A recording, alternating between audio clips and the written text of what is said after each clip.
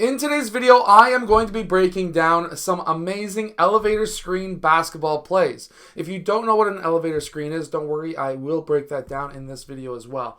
Now, really quickly, before we get to the plays, make sure to go check out my complete guide to coaching youth basketball that is down in the description below, because 50% of those proceeds are going to go help kids be able to afford AAU basketball. Let's get down and let's check out these basketball plays. Okay, so really quickly, what an elevator screen really is let's say we were running this play for player number 5. Let's say he then uses the elevator screen, which is running between these two players, and then these two players are going to then close together shoulder to shoulder so that now they are right next to each other. As soon as player 5 sprints through, they're going to close like elevator doors, creating a massive screen.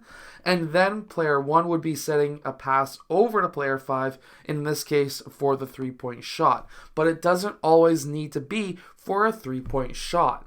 Okay, so this first play, what we are going to have is player 4 and 5. They're going to sprint up towards the wings, and player 3 and 2 are going to go down into the corners. At this time, we are going to set a screen on player number 3. The original movement you don't necessarily have to do. However, what we do, at least with my team, is an initial movement in a play or before a play so that we can set off or throw off the defense. Player 3 is then going to use that screen, and he's going to be cutting towards the middle of the key. At this time, players 5 and 2 are going to be setting up the elevator screen. Player 3 may be open initially right here. And if that is the case, definitely passing the ball for the layup. He's going to have that option. You might as well give it to him. However, after using this screen, player 4 is going to pop out. He may be open for a three-point shot as a secondary option, but we are then going to have player 3. He's going to sprint between players 2 and 5. They're going to come together,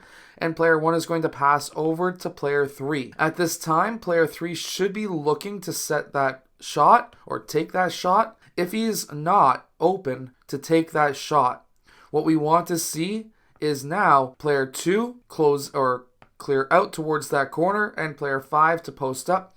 Potentially, there may have been a switch, and we can get that pass into player 5. Now, personally, if all of this breaks down, I like the 5-out offense as a last chance resort. Up here in Canada, when it comes to high school basketball, we have a 30-second shot clock. When it comes to rep/AAU basketball at the high school level, we have a 24-second shot clock. So you don't have a ton of time. You can run a set play, but then you have to run some motion afterwards, because if your play breaks down, instead of your players just standing there wondering what they need to do, maybe reset, call another play, by that time the shot clock is over, which means that you need to be able to run some quick motion. I do have what's called the complete guide to the 5-out offense. That's down in the description as well if you were looking at potentially running the 5-out offense. And if that's the case, you can run something very simple like a pass and screen, and then player 1 would use that screen. Player 3 would then roll towards the basket. We can potentially get some options here with a layup or potentially a shot to the rim. There's a couple of different options here,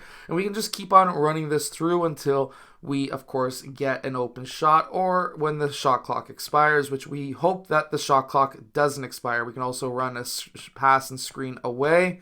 That's an option too. We can also run a pass and cut. We can run a couple of different simple 5-outs that you can run at the end of your set play. Now, this next one is a fun one. We're going to have player 1 dribble over towards this side, which means that this is going to be the shooter. This is our way of notifying that this is the shooter by dribbling to this side. Now, player 2 cuts to the rim. Player 3 cuts to the rim.